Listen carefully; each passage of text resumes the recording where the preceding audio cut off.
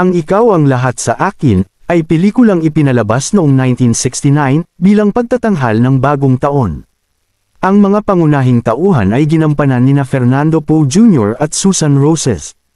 Ang nasabing pelikula ay isang love story at drama na may kaunting shades of action, na ginawa ng FPJ Productions at nameg ng veteranong direktor na si Armando de Guzman. Bakit hindi daos natin ang kasasalalong madaling panahon? Papa, salamat. Napakabuti niyo sa amin. Wala akong hangarin kundi ang matagpan mo isang karapat-dapat na lalaking magmamahal sa hapong buhay.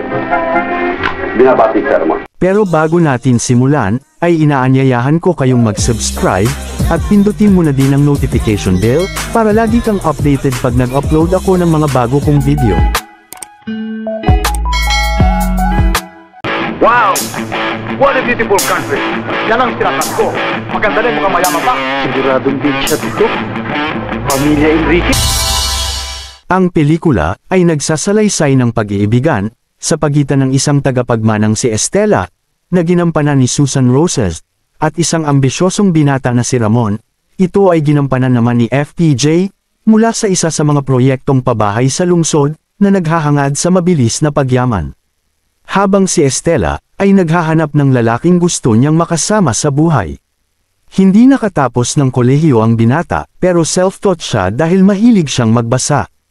At dahil doon, natuto siya at nakakuha ng kaalaman mula sa iba't ibang larangan ng agham, ekonomiya, pananalapi, at pamamahala. Kalaunan ay naging lubhang kapaki-pakinabang, lalo na nang makita niya ang isang larawan sa unang pagkakataon sa pahina ng isang broadsheet na pahayagan. Ang mga kaibigan ni Roman, at mga kapitbahay sa proyektong pabahay kung saan siya nakatira, ay nagsisilbing taga-suporta sa kanyang paghahanap, o makakilala ng mayamang tagapagmana na kanyang pakakasalan. Sinamahan siya ng mga ito upang makita ng personal ang heiress sa tahanan, ngunit, kung gugustuhin niya na magkakilala sila ay hindi sa mga oras na iyon. Ang ganda! Ato! This is it! Let's go! Upang mapalapit sa kanya, ginampanan ni Roman ang papel ng isang mayamang negosyante.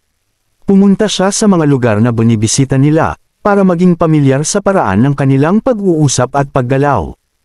During weekends, doon ako namamahinga sa mansion ko sa Baguio. At tuwing midweek naman, dito ako sa 7th floor story building penthouse. Maya-maya pa, handa na siyang makipagkita sa kanyang inaasam-asam na mayamang dalaga.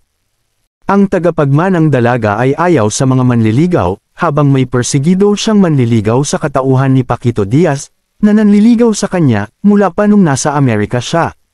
Nang magkakilala si Estela at Roman, gumawa agad ng mga hakbang ang binata para makuha ang kanyang puso.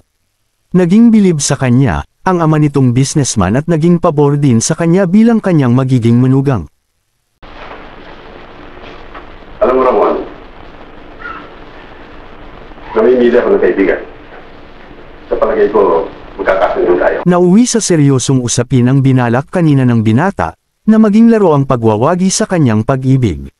Natagpuan niya ang kanyang sarili na talagang nahuhulog na sa kanya.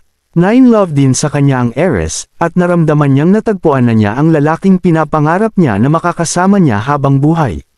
Nang malaman ng paulit-ulit na manliligaw na ang binata, at ang heiress ay umiibig na ngayon sa isa't isa, sinubukan niya ang lahat ng paraan upang ihinto ang namumuong relasyon, ngunit nabigo siya. Dahil napakahusay na ginampanan ng binata ang pagiging sayan ng isang mayamang angkan, hiniling ng ama ng heiress na payuhan siya ng una sa isang business venture na gusto niyang pasukin. Ang nasabing business venture ay tungkol sa pagkuha ng beer franchise ng isang major conglomerate. Nagbigay ng tulong ang binata sa pamamagitan ng pagbibigay sa kanya ng detalyadong impormasyon, kung anong mga estratehiya at pamamaraan ang kanyang gagamitin para makuha ang nasabing prangkisa. Kabilang dito ang paglapit sa mga tamang tao sa inaasahang kumpanya. Iniharap ito ng binata sa negosyante na tinanggap ng huli at isinagawa sa pamamagitan ng pagsulat. Nang maglaon, nalaman niya mula sa seksyon ng negosyo ng isang pangunahing broadsheet, na nagtagumpay ang negosyante sa pagkuha ng prangkisa. Hindi niya sinabi sa negosyante na nakakuha siya ng mga pointer, mula sa isang management book na binasa at pinag-aralan niya. Nakahanda ng pagkain. Baka lumamig. Halika. Nang makita nila ang isa't isa sa isang country club, kung saan nauna ang binata para hintayin ang ama ng kanyang lady love na siyang madalas na tambayan ng negosyante, binigyan ng huli ng tseke ang binata bilang tanda ng pasasalamat sa ibinigay nitong payo. Iginiit ng negosyante na tanggapin niya ang tseke kahit na sa tingin niya ay hindi ito kailangan ng binata.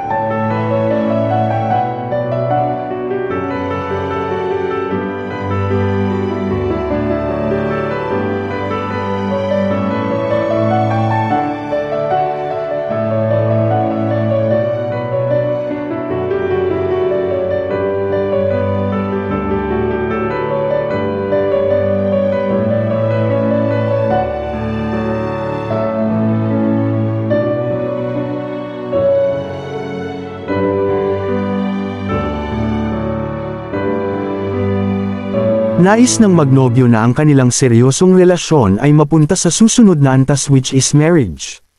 Ang mga detalye ng kasal o schedule, simbahan at mga bisita, ay pinaplano ng magnobyo, kasama ang ama ng heiress dahil ulila na talaga ang binata. Gayunpaman, habang papalapit ang araw ng kasal ng magnobyo, ang karakter ni FPJ ay binabagabag ng kanyang konsensya. Sinabi niya ang bagay na ito sa kanyang mga kaibigan kapitbahay. Sinabi nila sa kanya na pag-isipan ito ng mabuti, dahil siya ang may huling desisyon tungkol dito. Lumimot man ikaw, mahal pa rin kita sa akin.